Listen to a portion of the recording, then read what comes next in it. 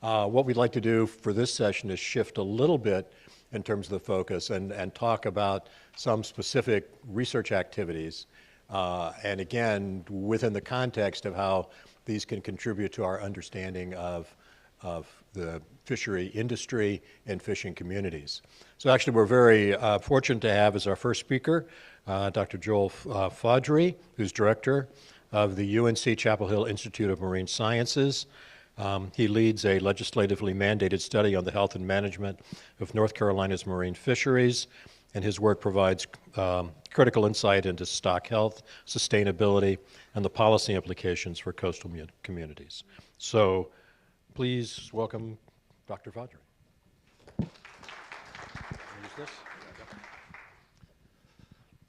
So thanks, everybody. So yeah, for the last 3 years, we've been working on this study that our legislature asked for, and I'm going to present some broad overview results of what is about a 1,000-page report that you're welcome to go look at in depth. What I've pulled out here is to focus on this tagline for our meeting today is this, the change. I want to give you some of the signals of change, and in fact, Barbara already highlighted some of these, so I'll just add some data to what she mentioned previously. So we received this mandate here at the top to study the status of the coastal and marine fisheries and the habitats that those fishes depend upon. And the way that a legislature has to work, I would say that's about all the instructions we got. So we received a small paragraph of where we could go with this. And there's a million different ways that you could try to explore how our state's fisheries, what the health of those fisheries are, and what drives the health of those fisheries. We were also asked to make recommendations if there were ways to improve the management of our state's fisheries. And the legislature did highlight these 13 species, which I could refer to as, sometimes I refer to them as 14 stocks, because striped bass gets split in our state a couple ways. And so we often did focus on several of these species as we were doing analyses or trying to contextualize how our fisheries are doing. But North Carolina has lots of other fisheries, right? And these are managed across jurisdictions. They're managed collaboratively, interjurisdictionally. And so if you want to look at the report, one thing we could do is we could sort of explore, well, how are these stocks doing that are managed primarily by North Carolina versus these stocks that get managed either across states or at the federal council level. Now, this mandate came primarily because we reached an anniversary of the guiding framework of how we manage fisheries in North Carolina, the 1997 Fisheries Reform Act. This came about, and again, Barbara would be a great person to talk to. If you want to look at this Raising the Story website, you can hear some oral histories about what went into this, why it happened, how things have gone. But essentially, due to risk of overfishing, due to concerns about water quality, due to increasing conflicts between the commercial sector and the recreational sector, and I don't think we've talked a lot about the rec sector yet today, but because of perceived or emerging conflicts, the state had to basically try to reframe how we manage. And one of the big things that came out of the FRA are these planned FMP processes, so fishery management plans. So our state manages by what's meant to be fairly organized, regular fishery management plans that should follow from rigorous stock assessments, okay? And the goal here is to basically protect these resources for the diverse use of commercial, recreational, and other stakeholders that just maybe want to come enjoy our coastal zone. We're also at like a 50-year horizon for North Carolina's Coastal Areas Management Act, which followed from some federal laws in the early 70s. And so we have 20 coastal counties, and our fisheries has a division of marine fisheries and a marine fisheries commission. Analogously, for our coastal habitats, we have a division of coastal management, and we have a coastal resources commission. And I'm going to further complicate that a bit because within our marine fisheries, we have this fairly unique guiding document called the Coastal Habitat Protection Plan. And this was also mandated by the Fisheries Reform Act. So now you've got multiple agencies that are doing things with habitats along our coastline. But so we're 25 years post Fisheries Reform Act, we're 50 years post the Coastal Area Management Act. It is a good time to sort of take stock of where we're at, how things are going, what we might improve on. So our report, which we submitted just a couple of months ago, really at the end of 2025, early 2026, to try to determine status, we sort of had two big bins. At the top, we wanted to define and contextualize, well, how are our stocks looking? Everybody grabs pieces of data and says, I like this, or I hate that, or this is the best, or this is the worst. Could we do something more holistically? And so one approach was highlighted in blue. That's sort of this indicator approach, which I want to talk about, where we looked at sort of ecosystem level things that are going on that could affect fisheries. The other thing we did, which I won't talk about a ton, is we really compared how our stocks are doing to those same stocks in other states or stocks that are managed by, I think I said before, sort of the interstate commissions or the federal councils. And then at the bottom, this number 2, is we were sort of looking at the management gears. So we tried to evaluate, well, like how is the management processes happening? And then we wanted to follow up with some new data. This is the only new data we collected. It's just a very current survey of how stakeholders are engaging with that process. And I'll say we a lot because there were 9 of us and different people led different things. So just because I'm showing it certainly doesn't mean that it was mine. You could ask me about who the key people were if something interests you. So the talk today is really, I think, going to try to answer some of what I see as this conundrum, okay? So this is something that the PI's developed that builds upon other indices. This is an index of management intensity through time, okay? And these are North Carolina stocks. And since the FRA, all the things that you would, that literature, that the consensus would be, well, this is good for management. This is the right way to manage, to have a peer-reviewed stock assessment, to have an FMP process, to get public engagement, to have gear controls. All the things that you would want that suggest, well, this should be a well-managed fishery, those are getting stronger through time. And if you look across states, which the group did, North Carolina scores about as high as anybody. North Carolina has a very, on paper, like rigorous process. It scores very high. This is the status of our stocks through time.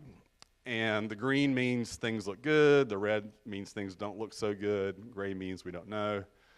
And since the passage of the FRA, we're just sort of, you know, we're holding a line, right? Things aren't getting worse. Viewed through this lens, that's debated, I think. But things are certainly not getting better, right? So what's happening here? Like, why is it that we seem to have the right gears for management, but we can't seem to turn a corner and bring back more of our stocks into the green?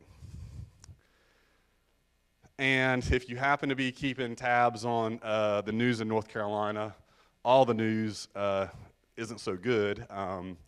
What you're seeing here is if you look across states, and we tried to quantify like how many of our stocks are experiencing overfishing or how many are overfished, North Carolina in the blue, about 2/3 of our stocks are experiencing overfishing and are overfished as separate things, not always the same stock, meaning both overfishing and overfished. And that scale's pretty high across different Southeast and Gulf Coast states. That causes a lot of people concern. One thing that our team thinks is important is that North Carolina can actually define the status of its stocks a lot more frequently than other Southeast and Gulf Coast states. So we're in this predicament where I might argue that we've got better data or we've got a process that allows us to say something more rigorous, but we're still not achieving the goals that we'd like to. And just 2 things from the news. If you saw this last summer, there was a big hoopla in North Carolina about whether or not we should ban inshore shrimp trawling. And this was something that kind of popped up in our legislature and then received a lot of pushback from different stakeholders, front page news in our state. And even right now at the top, all the witnesses have testified. I think both sides have made closing arguments. we're waiting on our state's legal system to determine whether or not we have failed in the mandate, the need to manage our state's fisheries for the betterment of the citizens of North Carolina. And that's a lawsuit that was brought on the state by the North Carolina CCA. All right, so what are these patterns of change that could be related to all this? Well, again, this came up in a question earlier. So these are just data on the 20 coastal counties in North Carolina. This is population size through time. There are just people piling into the coast. I'll give you a highlight of that in a second. And this is, it says cumulative, but that means cumulative across counties. This is the annual number of new housing units, either freestanding houses or apartments that are being built in those 20 coastal counties. And so we have a big migration of people coming into our state. All right, how are the fishing dynamics changing? This is a pretty ugly graph, but I think once you get your lay of the land, you'll be orientated pretty well. These are commercial fishing data. Keep in mind the Fisheries Reform Act falls right here. These are all the different stocks that commercial fishermen harvest in North Carolina. And for each stock, what you're seeing is, if you see blue, that was a heyday of harvest for that stock. And if you see the pink or cooler colors or the warmer colors, that is a low point in the harvest of that stock, okay? So each stock is being scaled independently, right? Just because this is blue doesn't mean that river herring was the biggest stock. It may have been or it may not have been, but it means for that stock, this was the heyday. And what you can see, what I take away from this graph is on the commercial side, there's just been this steady evolution across 4 or 5 decades, right? We talk about river herring a lot in our state because we can't get them back, but there's lots of stocks that would have had like their heyday. And menhaden is one of those that got mentioned, and in fact now we don't even harvest menhaden in North Carolina. And so another thing that I see in this is you see some more estuarine species that were fished more heavily in the 80s, and now we've moved more offshore, if you look at the things that are currently blue at the top. Now, on top of this, this came up again with a question and answer before. You see the number of commercial trips happening each year in North Carolina. This would look like the number of license holders in North Carolina too, active license holders. And then this is the total catch across all those species. So on the commercial side, we see declining patterns. These are the data from the recreational fishery. So what I see here is I see this early period in which we had things like spot and croaker. These are very sort of iconic estuarine, you know, around marshes and oyster reef fishes. And then in the 90s, there was this change, this shift change, and kind of a diversification in the stocks that recreational fishermen were being able to access and catch. And so probably not as many of these classically estuarine, marshy, oystery fishes, more sort of coastal pelagics, more fish from out in deeper water, but a real diversity of catches. And on the rec side, if you look at the number of trips and the catches, they were going up until about, I'll say 10 years ago. And as of about 10 years ago, now we've been seeing declines in trips and catches. All right, so these fisheries shifts are happening within this greater stew of lots of things shifting. So our team collected 156 different indicators that have long-term data. These are environmental things like nitrogen loads, temperature, sea level. These are biological things like fishery independent survey data. And these are social things like population size and harvest. And of those 156, 60% of them are showing statistically significant shifts through time, right? So almost everything you look at has a pattern in it going up or down. Very few things are clearly just humming along flat. And a lot of these things are shifting in a way that it's, you know, statistically confident that, hey, wow, this is different. This is also happening in a period since about 2000 where we've lost resources in terms of our ability to monitor some things. So AMS means ambient monitoring stations. This is water quality monitoring in the state. So since about 2000, we've lost some capacity to monitor estuarine water quality separate from rivers. Rivers are pretty well monitored still, but in the estuary. And then this is a map of one of the major fishery independent surveys that happens in the state. It's called the P195, or the Pamlico Sound Trawl Survey. And as of last year, the state lost their boat and don't have the resources apparently to replace that boat. And so the future of this key survey, that's kind of the big one in the state, is now in doubt. So that's a big concern for us. I do like to think of myself as an ecologist, so I've got to show a couple of habitat things. This first one is just change in seagrass.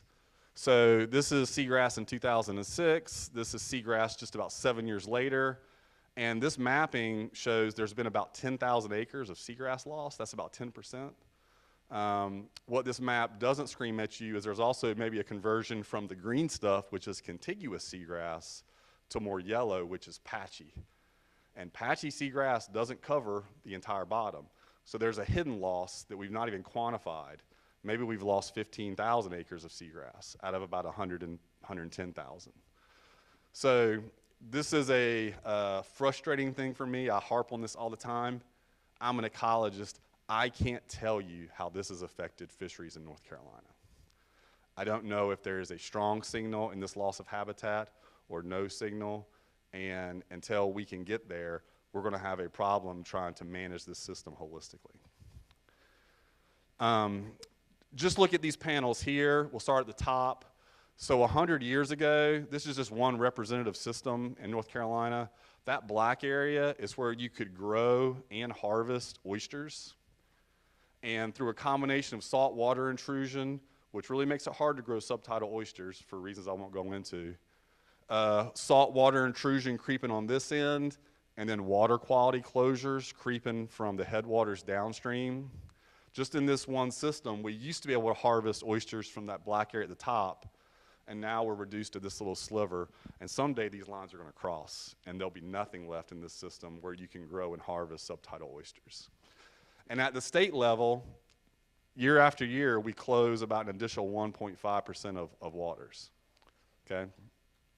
So to sum these up, this may be a little too busy, but what's going on here? These are some takeaways. So we have a lot of growth in populations and development. We're seeing the characteristic signals of temperature increases in water and air, nutrient loading, habitat loss. We have some stocks that are clearly on the decline, but we also have some stocks with fishery independent data that are actually going up. Kingfishes, speckled trout are doing okay, shrimp seem to be viable. We've seen this explosion of invasive blue catfish in the Albemarle Sound in our state. In the fishery data, we see the pelagics becoming more important, the offshore fishes. We see the inshore sort of benthic, classic, small-scale fishery species becoming less important. And recreational fishing is growing in importance, and commercial fishing appears to be losing steam. All right, so I got to close up here in a second, but let me just show some things with the process that I think are important. This is essentially a measure of the pace in which we're adopting FMPs. And on average, we get around to FMPs about every 7 years. So the data that are guiding us today can be like 7 years old. And think how much the world's changed in 7 years. The goal from the FRA was every 3 years. So we're just not keeping up in terms of how quickly we can manage. And then these are indicators. These three from here and here, they're all suggesting that the activity of the Marine Fisheries Commission or the legislature or the DMF, which has proclamation authority, all those gears appear to be slowing. The graphs are doing like going down. The top right, that's at the MFC level, the commission who decides kind of how we're going to manage fisheries. The green means like how much consensus there may appear to be in the votes. And the yellow and orange is less consensus. And that's growing through time. The lack of consensus appears to be growing. And then from the big survey that we put out, all these metrics, I want to go real fast here, all these metrics say commercial fishermen and recreational fishermen are very unhappy, they're very untrustful, they're very unengaged with the management process. All of these scores, I think the only way to describe them is low, almost pitiful, okay? So what have we recommended? I'll let you read the report, but we really think there needs to be another way to get science into this process. Science is meant to be in the process, but it's starting to show some cracks. So we've argued for a more independent SSC to get engaged at the state level. And there are reasons for that I won't go into. Clearly, we need to work on this trust and engagement part. And that's a big deal, and that's a whole day's conference or a whole week's conference, but read the report. Number 3 is we don't want to replace the FMP process. I like the FMP process, but an ecosystem-based approach could complement it, and we currently lack that in a unified way. So we're arguing for that. And then these bottom 2 are really about habitat. And North Carolina, again, can be proud of itself. 50 years ago, we set up these nursery areas. That's like a long time ago in the context of people talking about nurseries. But since we set them up 50 years ago, we've basically just let them sit. And there's not strong evidence that they're maintaining their role. Like, they seem to be losing functionality. So there's a lot of environmental things, and there's obviously some conflicts. So this so far could be fairly depressing, so I just wanted to leave you with a couple things. So, one of the reasons that MLK was so effective was the merits of his argument, but also the way he framed it. And I'm just stealing this from other people who have pointed this out. He didn't get up and just complain. He literally had a dream, right? And so that's on us. Like, we need to have a similar framework. We need to have a positive way of trying to engage people, because it's easy to complain. It's hard to build. North Carolina has a few of the building blocks you'd want. I think the basic FMP process in North Carolina deserves praise. It just probably needs some updating. We have some recommendations for that. We do have this document that guides habitat protection and ostensibly restoration. What I would say, and this is going to be true everywhere, not just North Carolina, this document has no teeth, right? If blue crabs fall to a certain level, the state by law has to act. Seagrass doesn't have that protection. We're just documenting the decline right now. Oysters, we're just documenting, well, oysters are unique because they're also a fishery, okay? But the habitats themselves. So there are ways to do that we could talk about. And then lastly, the thing that I'll advocate for, if I was going to be the harshest critic of our DMF, is that they're very battered by all this conflict, and they become very in the box, right? They are very in the box because of lawsuits and fear of upsetting people. We need a grand vision of experiments so that we can design and test things like, what are the impacts of shrimp trawl fishing in our state? I could spend the next 3 hours trying to convince you that none of us know. Like, I don't know. I can argue one side or the other of that issue all day. There are experiments you could design at big scales to actually test it. And because of where we're at in the state, I think we have a window to do this. I think both sides are getting so tired of the fight, we may have an opportunity that we should leverage. All right, so with that, I'll say thank you and apologize if I went a minute or too long. So. Okay, and we will hold questions till the end. So Dave Love, Dr. Love is at the Johns Hopkins Center for a Livable Future. He examines occupational safety and worker well-being across U.S. aquaculture, commercial fishing, and seafood processing sectors. His research addresses the human dimensions of seafood systems. Please join me in welcoming Dave Love. Sure. Great. Hi, everybody. Good morning. It's nice to be here. Nice to see some familiar faces in the audience, too. So this talk is about seafood workers and worker safety and health in the United States. It's a study I've been doing with some colleagues at Center for a Livable Future, which is a food systems science and policy center at Johns Hopkins Bloomberg School of Public Health. Our center has been around for 25 years, and we've worked on a range of issues, but seafood is a relatively newer issue for our group. So why focus on food workers? Up on the left is a report our group did a couple years ago with the Vermont Law School called Essential and in Crisis on food workers in the agriculture space. Row crop workers. We know that food workers are unseen and unheard. we know that in the seafood sector, that workers have higher fatality rates in the seafood industry.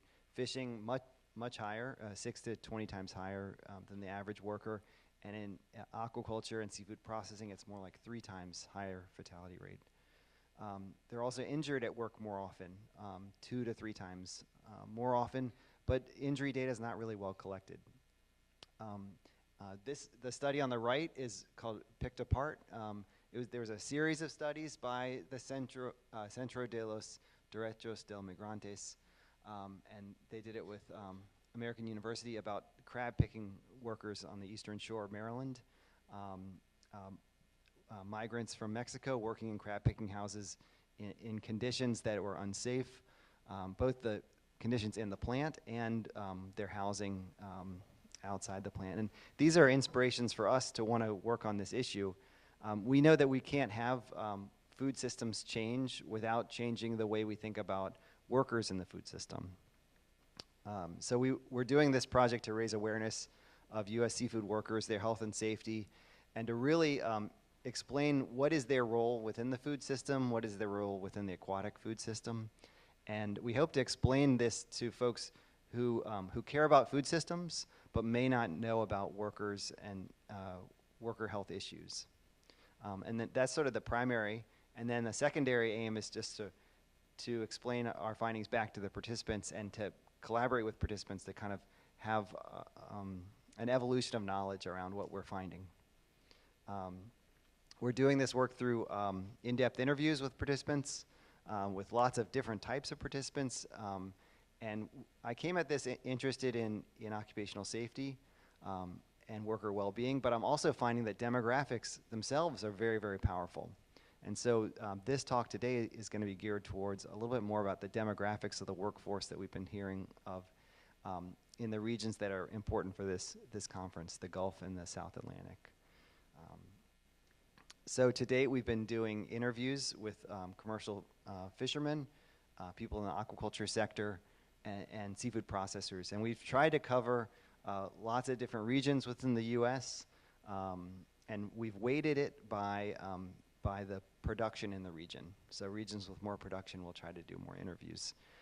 We've done quite a lot of interviews to date, but we haven't coded all the data. So for folks who are in the research world, you guys know what I mean, but basically it's very raw, messy data. So I'm not going to be presenting findings from our work, not even preliminary findings. I mean, I'm basically presenting like a first pass at what I thought was interesting or what might be interesting to you guys. So we're still in the process of collecting data and cleaning it. So that's just to footnote that. Sort of what I thought would be interesting today was I was looking at this report, which is the USDA National Agricultural Worker Survey. I was looking at it about a month ago, and USDA puts this out for farm workers who work in row crop agriculture. So not this does not include poultry workers or livestock workers, and it doesn't include processing. So it's just row crop. And I was reading this report, and this figure really stood out to me. And what jumped out at me was 70% of hired crop farm workers are foreign born. And I was like, that is a really big number. I mean, I thought it might be high, but I didn't know it was that high. And then, you can look at the breakout. So the blue is US-born farm workers. So these aren't farm owners. These are farm workers. The blue is US-born, and then you've got dark blue below that is foreign-born U.S. U.S. citizens, and then foreign-born but authorized in yellow, and then foreign-born unauthorized. And I thought, how many workers in the fishing and aquaculture sectors are foreign-born? And I looked, and I looked and looked and looked. I see some people shaking their heads. And I couldn't find anything. And I'm thinking, this is crazy. Why don't we know how many workers in the U.S. Fishing industry, the U.S. aquaculture industry, or the seafood processing industry are foreign born? And we don't know. I also looked again, how many workers are in these sectors? And the workforce estimates are not even easy to, okay, yeah. Thank you, Casey, for shaking your head. I couldn't find good estimates for how many people work in our sectors that we care about. So this is really problematic. Okay, let me just take a step back and define some of the terms that I'm going to be using today. So we're going to talk a little bit about migrant workers, and those are people who've moved across borders to find temporary or seasonal work. And the important thing is they can't go home at the end of the day. They're living somewhere that's not their home. A lot of migrant workers in the U.S. Who are coming from another country come as part of the temporary worker visa program. You might have heard it as the H-2A or H-2B program. And I'll describe those. There's another group of workers that's a professional class of workers that's in another temporary worker category. And all these programs have nuances, so let me explain them. The H-2A program, the A, you can think of A is for agriculture. It's a seasonal agriculture or aquaculture workforce program. Travel to and from your home country is usually paid for. It's actually required to be paid for. Housing is covered by your employer, but you get the housing that they provide. You don't get to choose. You also sometimes don't get to choose who can come to your house or not. It used to be the employer could say, you can't have guests over, or you can't have a party, you can't have friends over. The job is also tied to employment. So if you speak up and say, I think this is an unsafe working condition, you could get sent home. If you speak up and say, I'm injured, you might get sent home. So your job is tied to your employment. So a lot of times these workers are not going to speak up for fear of being sent home, because these are also very good paying jobs relative to the jobs in their home country. So and they're sending a lot of money home. H-2B is another seasonal or temporary job. It's often thought of as non-agricultural. But it does include fishing and seafood processing, landscaping, housekeeping, and a few other career tracks, construction as well. Travel costs are included. Housing is sometimes included, sometimes not. And again, your job is tied to your employment. And then, that's all of a subset of migrant workers. And then you also know about immigrants, who are just people who've come here from another country and live here.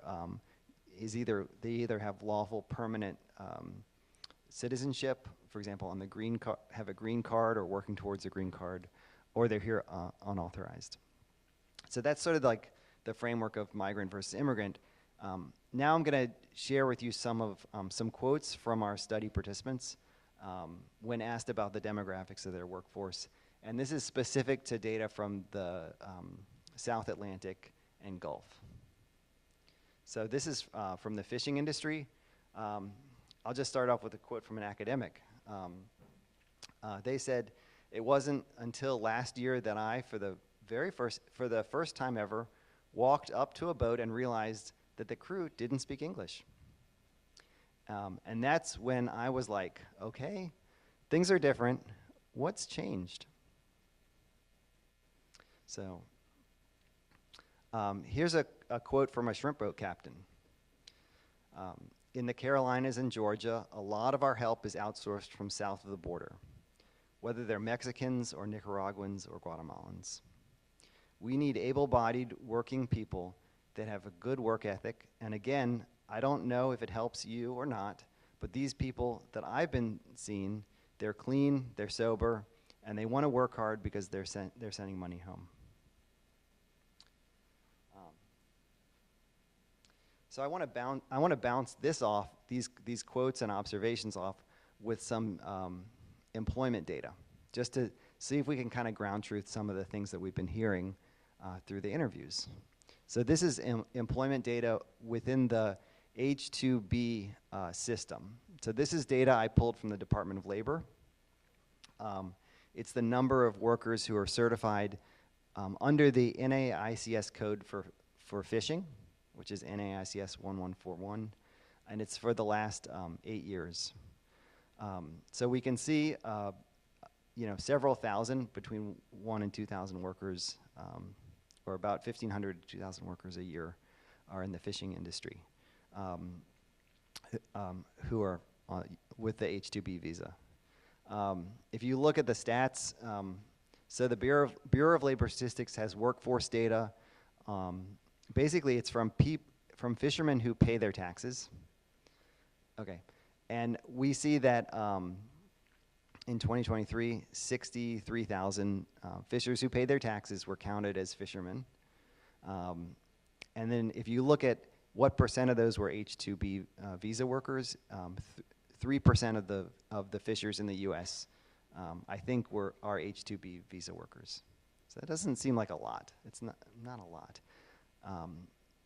But I can break out the H-2B visa data by state, and I can tell you that 98% of H-2B visa workers are working in the Gulf and South Atlantic. So this is a really important issue for our region.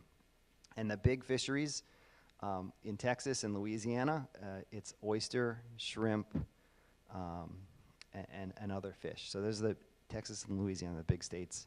Also a little bit in Alabama, Mississippi, and Florida. And this is a sum of years from 2017 through 2024. Let's look at aquaculture, because there's some really interesting crossovers with fishing and aquaculture. So here's an aquaculture fish farm owner in the Gulf or South Atlantic. They said that we have an atmosphere where we like to work hard, long hours, and so it's kind of just naturally converted over to pretty much 80 to 90% Hispanic workers at this point.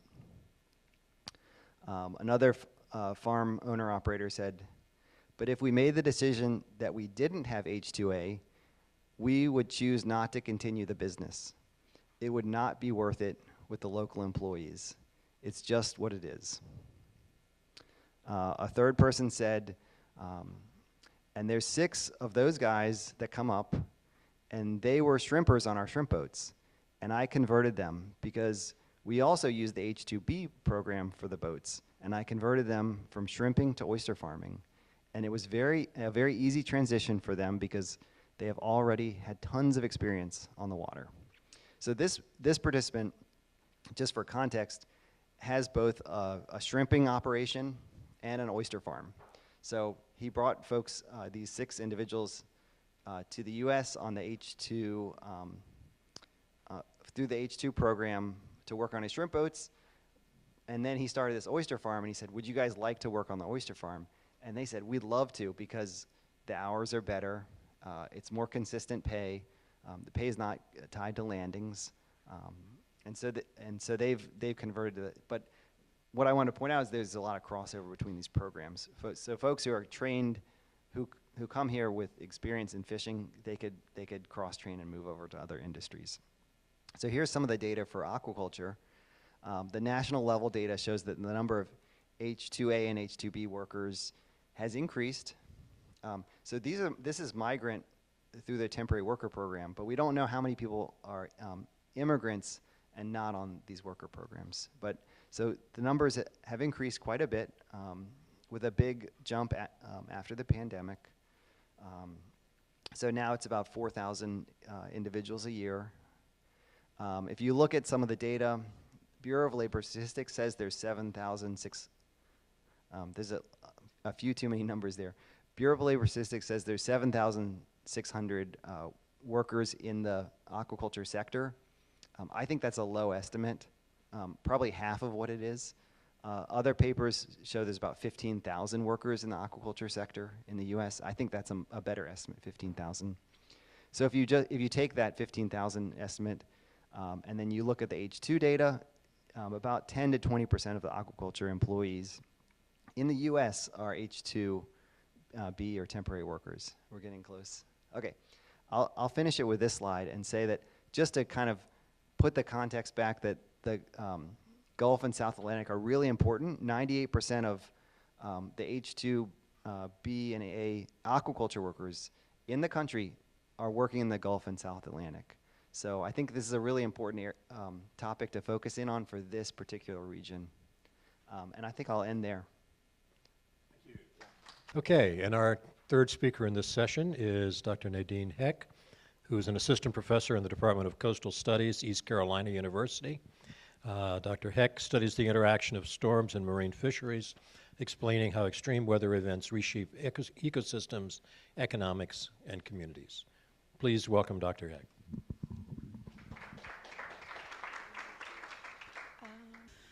Hi, everyone. Thank you for inviting me to this meeting. It's my first time at the State of the Science. So I'm going to talk about storms and marine fisheries, especially to explore weather-related impacts on fisheries worldwide. And in difference to the previous presentations, I'm going to take you a little bit around the world to see how do storms affect fisheries and how do they respond. I'm going to first have a global study on storm risks to fishery-dependent nations, so that's a national analysis, and then 2 case studies on long-term weather impact on small-scale fisheries, and then responses to fisheries to storms at sea. So nationally, we know that fisheries are really important to coastal countries for national food security, income, and employment. They provide about 140 million tons of protein for direct human consumptions to coastal nations. They support national economies with an estimated annual gross revenue of $141 billion. And they provide full or part-time employment for more than 60 million people. So they're really, really important. And we all know that marine fisheries face so many pressures from people in terms of overfishing, habitat loss, pollution, and then also from the climate side in terms of warming oceans, ocean acidification, sea level rise, and storms and weather. Here you can see storm tracks, and it's clearly visible that some areas in the world are more affected than others, and these are all areas that may have high fishing-dependent communities. So I'm going to talk a little bit about that because we actually know way less about storm impacts on fisheries compared to some of these other pressures.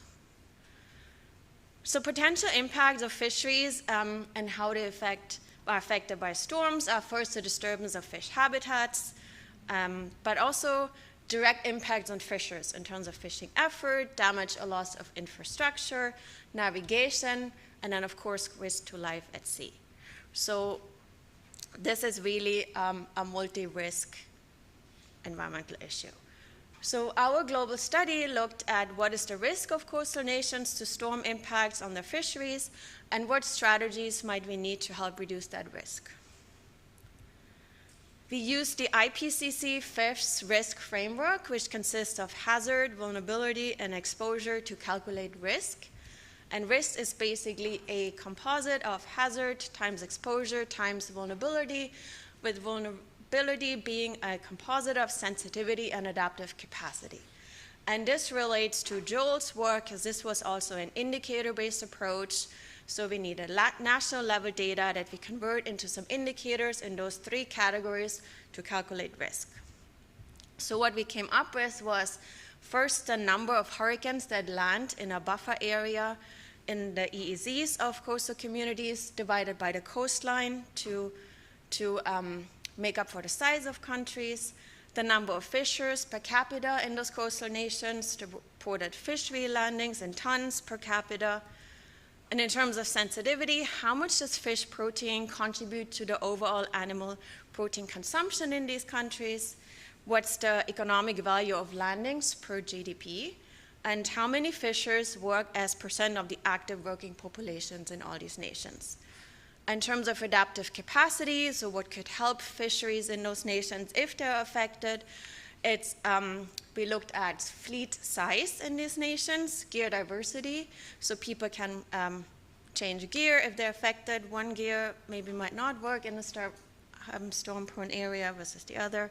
Fishery management capacity, how transparent is fishery management, how does it use different types of knowledge, and marine protection with the assumption that it can help fish species to recover after the storms and also help to maintain healthy fish species overall. And then we also had some national capacity indicators in terms of GDP, governance, and literacy that are often used in these global studies. So we normalized all these data, came up with the risk index, and this is a quantile method. So the highest number is the top 20% countries. The blue is the low 20% countries. And you can see a lot of this follows the storm trajectories. So tropical nations are generally at higher risks, especially island nations. Africa is fairly low, except Madagascar and Mozambique and related islands. We have a big blob here in the Southeast Asia and then the Caribbean. When we looked at geographic regions, we saw that overall, Oceania and North America are the ones with the highest hazard. So the most number of storms that landed, the most fishermen and fish landings that are exposed to these hazards. And there is a moderate lack of adaptive capacity. Asia was a bit less in the hazards. This is because this includes the Middle East as well, so it's not just the Southeast. So you can see at this standard deviation bar, there's a lot of variability across nations. That's why Asia is not higher for hazard. What's really another point to mention is, though, it's a lack of adaptive capacity in Africa. That's almost 80% for some nations. And this is really important because you saw on the map that Africa isn't really been affected yet, but there could be shifts in future storm patterns. So if they would hit Africa, they would literally have no capacity to respond to that. So making sure they improve that would be really important. We also saw that small island development states are the highest at risk. Again, you can see they really score high for all of these categories.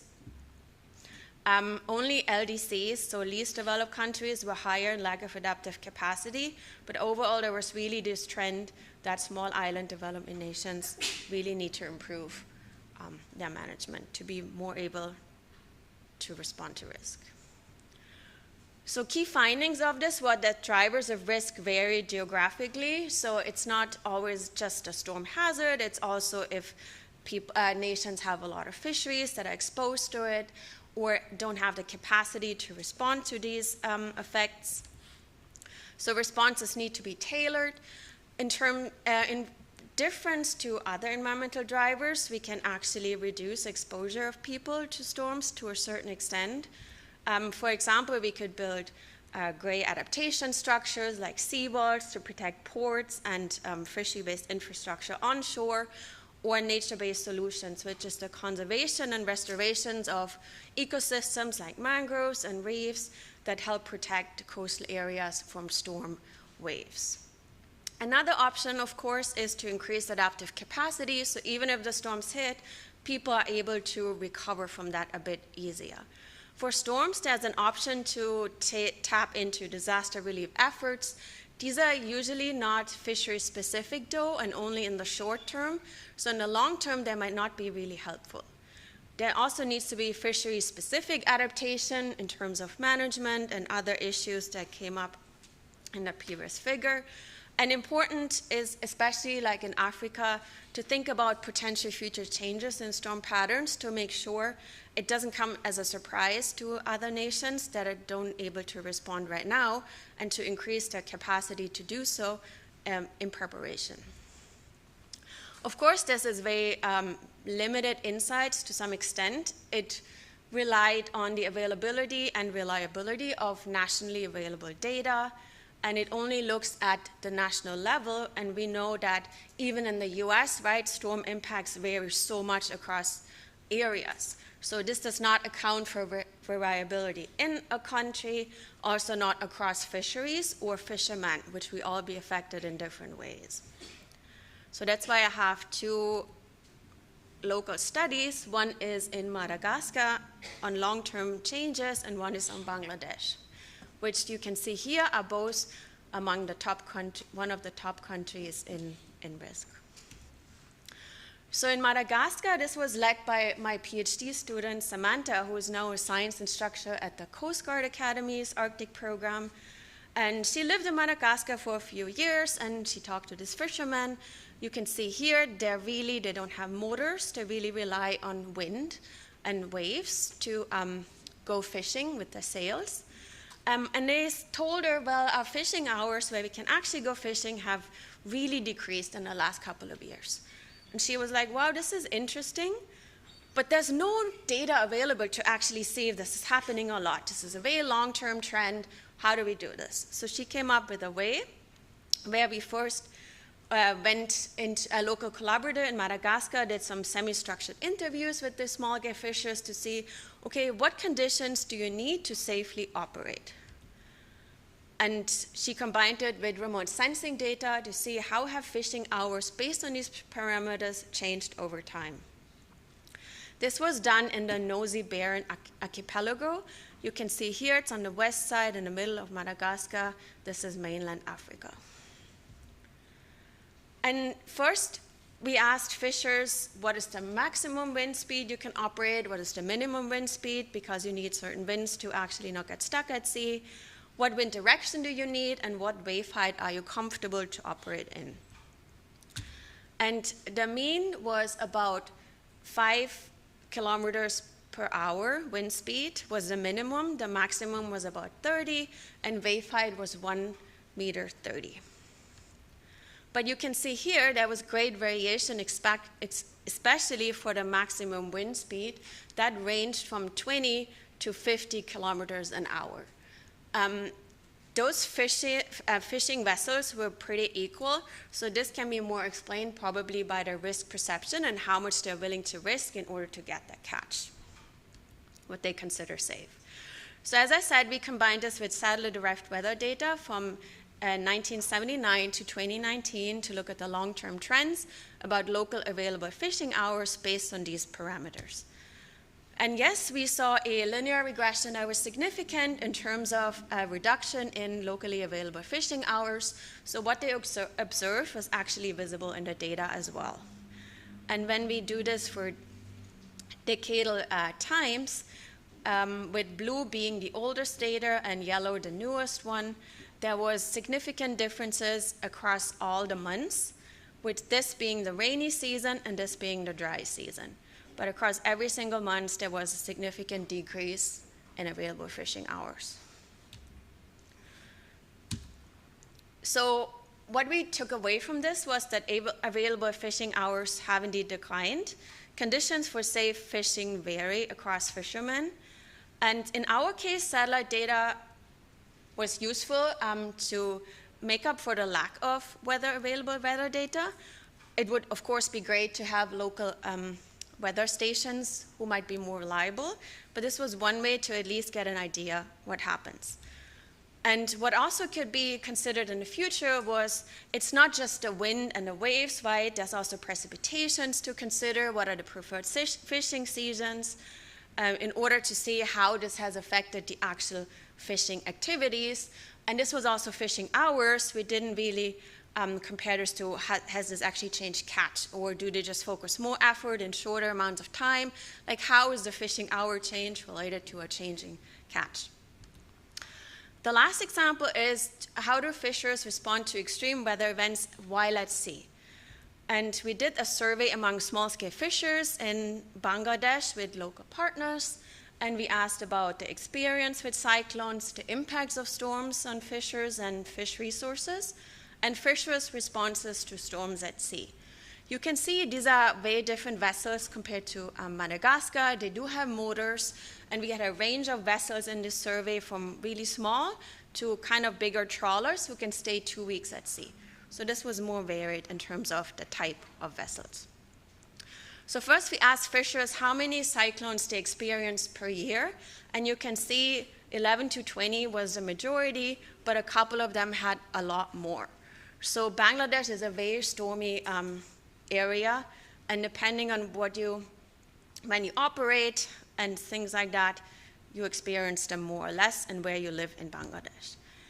Again, we found that conditions that are too risky also varied across fishers. In this case, it might also be because of the different sizes of the vessels, with the larger vessels being able to withstand different weight heights than the smaller ones. So this was a bit more expected compared to Bangladesh.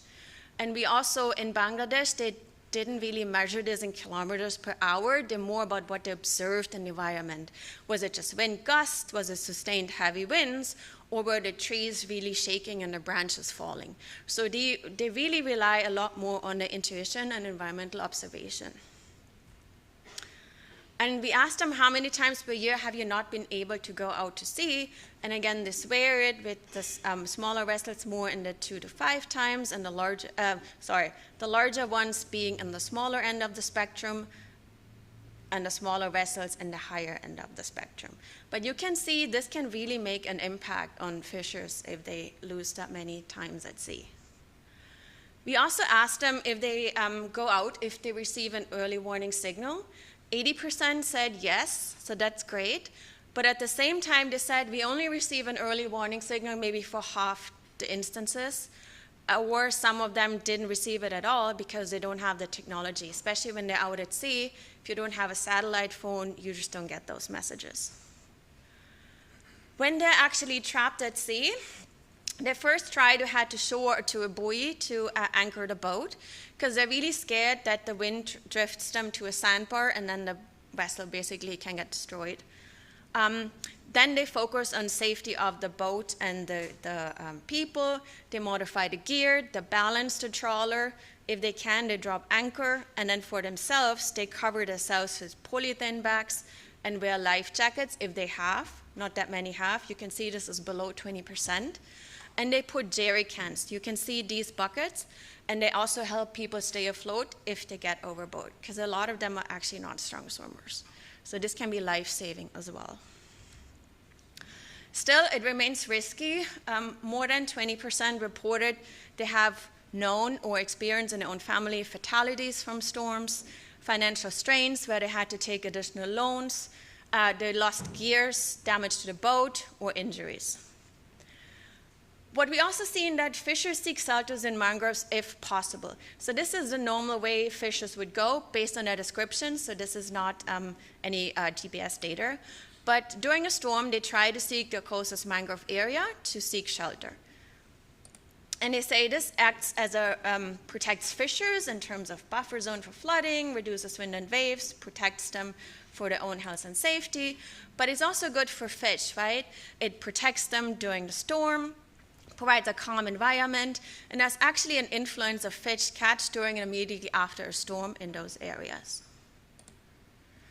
And this is the last one where we look in this in a broader system. Many of you might realize this. This is Colibra again. So we have an NSF-funded project where we look if those mangroves and coral reefs can actually not just help reduce the cyclone exposure, but also provide benefits to people to increase their adaptive capacity. Or if it's actually provides more detrimental stuff, because conservation and restoration can also be not always positive for fishers. So we want to understand the system a bit better of these nature-based solutions. Conclusions, tropical developing nations are most at risks. Responses need to account for drivers of risk. It's really important. Impacts on fisheries are not equal. Thank you to my collaborators. These are only the key persons. There's a lot of students who have been involved in this. And we talked about North Carolina, so this is where I live, in the Outer Banks, and we also have a lot of these problems. We have storms, we have a lot of fisheries, so this also hits close to home and would be really important to consider. Okay, we're going to open this up for questions to the audience. Do we have questions for our panel, or questions regarding any of these presentations? And if you would turn on your mics. Yeah, I think they're on. No, they're not. Now they are. Yeah, I've got one back here. Yeah. My question's for Joel. Joel, I'm curious about, I understand that North Carolina has passed a regulation to require mandatory reporting in the inshore recreational fleet, and that addresses a big uncertainty that we're dealing with both in the Gulf and the South Atlantic, and I just wonder how that's been received by the anglers there And is, given some of the tensions that you talked about, is that helping or hurting in the current climate? So North Carolina doesn't have, open entry. They sell licenses, so it's somewhat limited, but there's a lot of latent licenses on the commercial side. There's a lot of people that hold licenses that don't report a catch. And that's been, there's all sorts of reasons that could happen, right? It could be family tradition. It could be you just want to go out once a year. But that's been a big concern among both the managers and conservation groups, that is there a bunch of unreported catch? So to try to fast forward, there was a really neat dynamic a couple years ago where a new conservation group, which would lean a little on the rec side in terms of what they think values the state. It's called the Marine and Estuary Foundation. They tried to bring together the commercial side and the rec side to argue for wider reporting requirements, both on the commercial side and the rec side. And at the end of the day, it was really this MEF, which leans a little recreational, and the commercial sector that pushed forward these new reporting requirements so that all commercial license holders have to report. Even if you report a 0, now you've got to actually write down a 0 and turn that in, which would be new. And they picked 5 very important stocks that the rec side has to report. And the rec side has been fairly concerned about how good that reporting will be, how reliable those data will be. And the marine fisheries, the managers have been fairly upset about having to enact this new reporting. They would much rather strengthen MRIP, and MRIP is the traditional way that marine recreational fisheries data has been collected. And so I'm not really sure I'm doing a great answer, but it highlights just how convoluted these are. Is now you've got this recreational advocacy group and the commercial fishermen pushing for this reporting, and the managers and maybe some of the rec fishermen who are concerned about how it'll actually be implemented. So the last thing I'll say is they delayed the enactment of it because of some controversies until late last year. So it really went into effect December 1st of 2025. And I've not even seen any data stream out of it. But it's meant to be app-based for the rec side, so they had to develop the app, and I think time will tell. But yeah, but some fishery biologists that I really know and respect, I expected them to say, well, more data is better data. And these biologists are very concerned and would rather see MRIP strengthened. So yeah, finding ways to get together to hash out these complicated things, I think remains the signal that I see.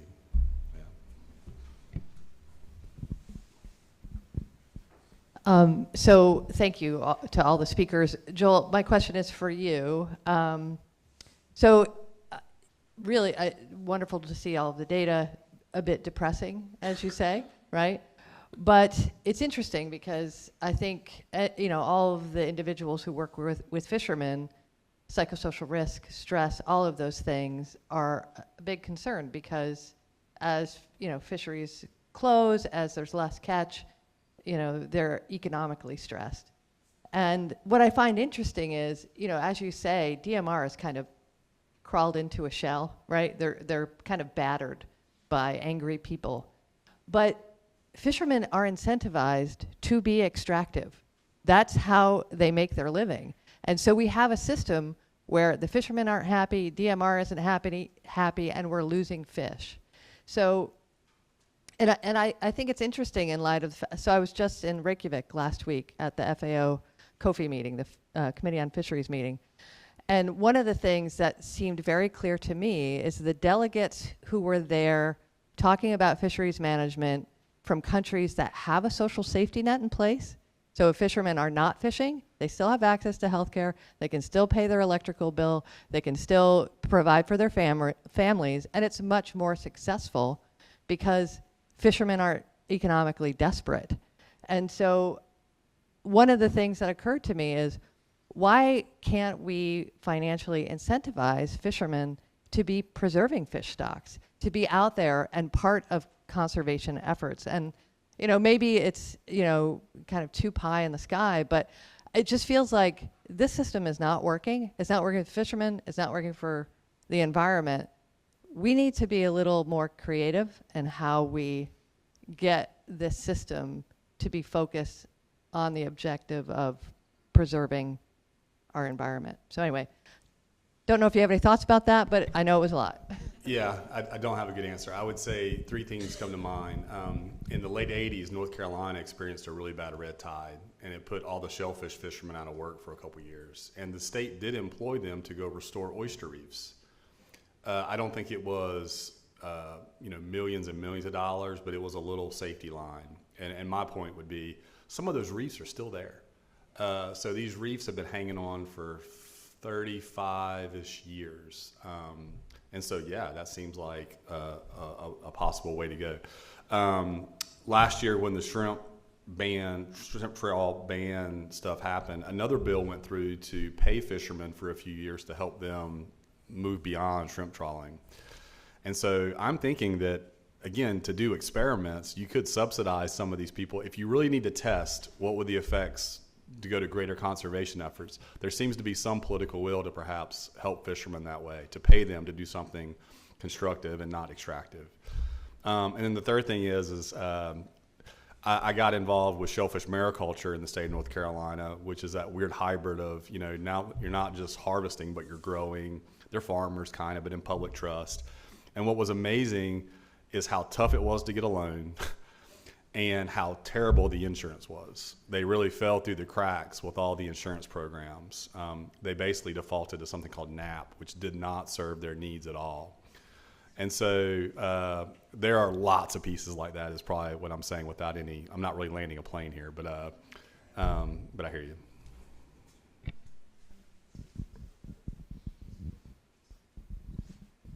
Thanks. This question's for you, Dave. Thanks for sharing the preliminary results. Really interesting. I was interested in one of the kind of key insights that you were sharing with us was how many visas are being given out in the Gulf and the Southeast. And I was just thinking about that in relationship to the scale of fisheries in these areas and how there are places that have a lot more fisheries and higher volume landing. I was curious if you have any thoughts on why that dynamic is, where there's more visas in this region, but maybe less landings, less harvesting. Yeah, I could maybe speak to why there are more, but I don't know how it relates to landings. But in terms of more, I think what we see from the data is that it's more in Texas, Louisiana, some of the other Gulf states, and the Southeast, because it's easier for folks who are migrant workers who come from Mexico to go home. It's not as far of a trip from Texas to, let's say, where are the workers coming from Mexico, as it is if you're working in Alaska. If you're up in Alaska, you're stuck there for the whole season. Whereas if you're in the Southeast, you can get home for like we heard for quinceañero, that's really important to get home for that. So folks will, it might be a 10-hour drive, it might be a 15-hour drive, or it might be a bus ride, but people are going to go home for that. The other thing we heard was that living in the Gulf and South Atlantic, folks who are migrant workers, when they need medical attention, they often go home. Their doctors are at home. There may be a system for them if it's an emergency here in the U.S., but they want to go home for healthcare, and they want to go home for life events. So I think that's why the employment picture looks the way it does.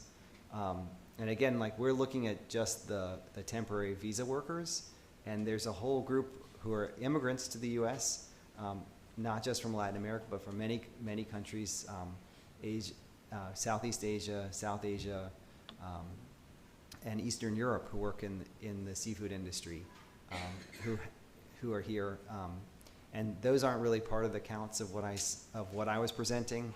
And I guess my big picture takeaway is, why are we not counting, and then who benefits and who loses when we don't effectively count demographics of our workforce.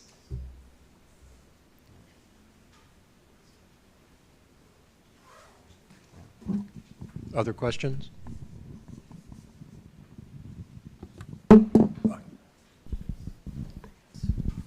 Thanks. Really appreciate all the speakers being with us today. I have a question for Joel. So you pulled up that graph where it seemed like consensus amongst the people making fisheries management decisions has been less prominent over time. There's more split votes. I was wondering, can you speak to what are the drivers of that sort of loss of consensus? Is there any ideas on that? And then how do you, not to say that consensus is what is automatically good, but like how do you get people to like see each other's point of view? Yeah, I'm glad you asked, because I probably just butchered that presentation in that the interpretation of that graph deserves people like you inspecting it, because consensus doesn't mean that you all start out necessarily in the same spot. There's room for galvanizing debate that can then allow for the votes to all line up, even though there were lots of different perspectives to begin with. And all that's like not accounted for like in that graph. So I think there's a combination of at least two things. There's probably some dynamic that after the passage of the FRA in the first few years, the big swings were the most, like the first things that happened were where the most obvious need was. And so they were able to jump on the things that were the low-hanging fruit. And so now that's gone away. And then I think that we are trying to manage fish. I may get myself in trouble here. We're also trying to manage people and their diverse needs. And I think that with the growth of the population and those that like to recreationally fish and their important stakeholders and the patterns in the commercial fishery, it's just become more antagonistic. That's just what it is. There's also a dynamic that we basically punted on because it was a spicy meatball. But the commission has 3 essentially recreational seats, 3 commercial seats, 2 at-large seats, and a scientist seat. And we ultimately decided that's probably a bad composition, because what you're really doing is you're really putting those 3 seats that are at-larges and scientists, you're making those the tie-breaking votes. And you're making often the scientist the tie-breaking vote, because the rec side gets 1 at-large and the commercial side kind of a sympathetic person, and the commercial side gets a sympathetic person. And so there was just like a period of kind of people figuring out how this system worked through the late 90s and early 2000s, that by the 2010, those appointments became kind of like de facto votes. And that played out in 2010 through, let's say, 6 or 7 years. It's kind of gotten a little better. So I think all those things are playing into it.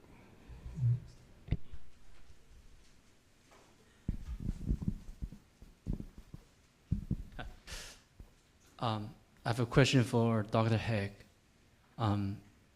You showed the graph of decreased fishing time over the last several decades. That's interesting. I may miss your point, but are you trying to relate this to increased storm activity and decreased fishery resources? Or there may be other factors, for example, over the decade.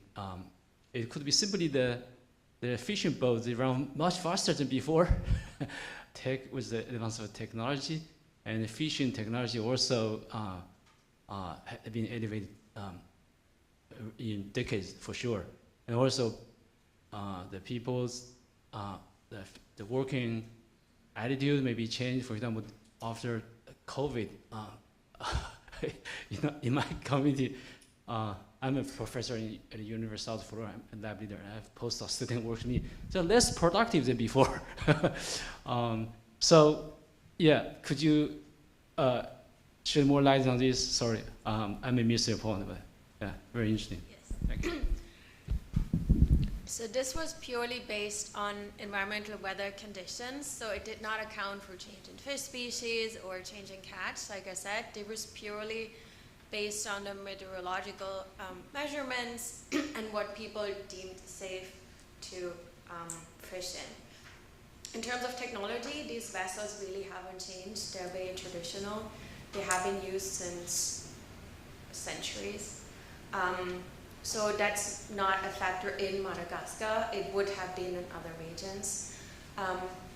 Yes, so we did not account for changes in fish species. That would be an additional thing. This was purely based on meteorological data in terms of wind speed, wave height, and wind direction, and how this would influence. those vessels, because they don't have a motor, right? So they really rely on those three main things to navigate the ocean in the area. That's why we focus on those three key elements.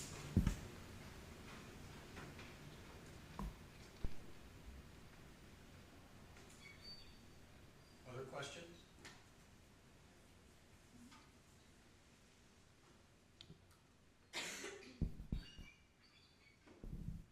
Sorry, I just have lots of questions. This one's for Nadine. So Nadine, I'm guessing this might be outside the scope of your research, but one of the things that I think can happen is, if there is inclement weather, severe weather, and fishermen lose gear, they lose other equipment that they need, or they're not able to go out and fish, there is an increased need to go out there and to make money to make up for the loss that you just had. So, you could see that fishermen would be more willing to go out in risky weather because they get kind of desperate. So, I think that's what insurance is designed to address. So if you have insurance for gear, if you have insurance for boats, I'm not even sure that fishermen can get insurance for gear. I know they can get it for the boats, but did you get any input from fishermen on the role that insurance can play in mitigating the impact of disasters? Yes, so that's a very good question. In Bangladesh, they do not have these insurance schemes in place, so that's why there's a lot of risk-taking to make up for these losses. Also, people said immediately when the storm subsides, there's an increase in fish abundance nearshore and around tidal waves. Do they really race out as soon as they can, even if it's still a bit risky, to make to take advantage of this? Sorry. We did have, I had a whole slide in my presentation before because if I got too long on insurance, we actually considered this for the global study because insurance schemes have been tested or are being tested in the Caribbean to account for these things exactly. But as far as I know, they're not yet mainstreamed. They're still in a testing phase to what extent accessible or to what extent fishers might want to adopt them, things like that. But it's a way to help them after disaster to recover that's more fishery specific than the national disaster reliefs, yes. All right, we have one last question. Sorry, it's not a question, but it's more of a comment linking the conversation. As a fun fact, in Puerto Rico, commercial fishermen get penalized if you report you're not fishing for more than 3 months out of a year, which of course you're not going to fish as much with increasing safety concerns and increased storms and different hazards that are just becoming more prevalent. But it just linking the conversation back to North Carolina's management, it seems we desperately need more just quicker adaptive management. And if in our case specifically, if the licenses and how they're distributed and managed could account for this, for more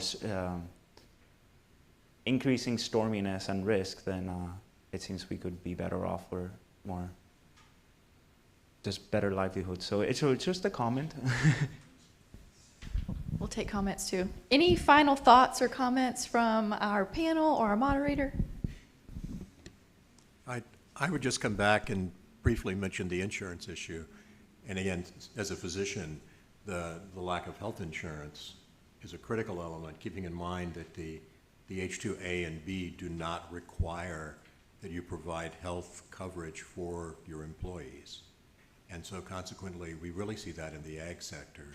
We have people coming in, if they get sick, they're stuck. And that gets back to the idea of, if you're close to the border, you could head home. But I think those are real issues that we really need to come to grips with when we start thinking about the overall fishing community. Insurance for the boats, yes, but also insurance for the people. And I think you people have done some work in these areas, but I think that's something that we really need to think about. Any other final questions? Great panel. Actually, one last one here. We still have a minute or two. Just, sorry. Just, it's not a question, but I already talked a little bit with him. This is the second time I saw something about the issue of the numbers in fisheries going down for years. The first case I saw in the UN the last year, talking about Indonesia. When you comment about your situation and go right to your map, and in your map show like 5 to 6 places have sedimentation problems, that in the case of Indonesia, bring the problem for aquaculture systems.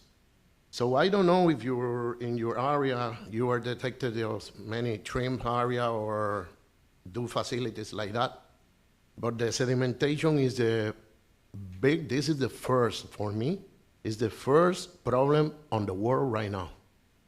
If you don't control sedimentation, your ocean go to be moved to the more deep. What are you talking? I need to go more deep for fishing. We passed that in Culebra. In the last case, taking rules for the conch. Why? Make the sense in 60 feet. In Puerto Rico, you don't catch conch in 60 feet. You catch in Bahamas. Puerto Rico, you need to go to 130 feet. Why? It's going more deep. Sedimentation. Just pay attention to the sedimentation, probably create programs to work with the sedimentation with the fishermen, with the local, with the knowledge on the coast. And like that, you work more fast to keep your areas with better fisheries. That's mine. Yeah, sorry, you put a hook in the water, I've got to bite it. Some of these fishermen are my people, so I'm talking about my people. So fishermen will tell me, this place died because we don't pull nets there. And I say, stop that. This place was here for thousands of years before you came here with nets.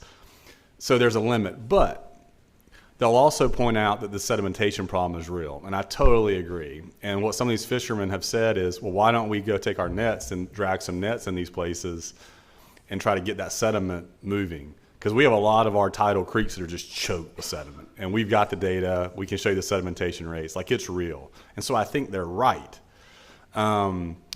So to me, the upshot is two things. Is we need a framework where we can do these experiments. And you've got to get a lot of buy-in because it's controversial to open up some of these areas that are closed. And this is where our management in our state has become kind of ossified. Like, trying to run those experiments is very hard, even though most of the stakeholders are all on the same page. They're worried about it. It's a weird thing. It's like everybody's worried about it, but you can't find a way to do something. So a collaborative set of experiments that we could do with fishermen to pull some nets in these areas, I think will be a great experiment. Now, that doesn't mean that sediment disappears. That sediment's going to go somewhere. And so there could be downstream effects if we try to engineer a solution. But we're stuck until we do some experiments at scale. Maybe I'm a scientist egghead hat. That's just where I feel like we're stuck. Otherwise, we're just kind of talking about hypotheticals that we've got little pieces of data, but not a design to rigorously arbitrate how to deal with that. But it's a problem in North Carolina for sure.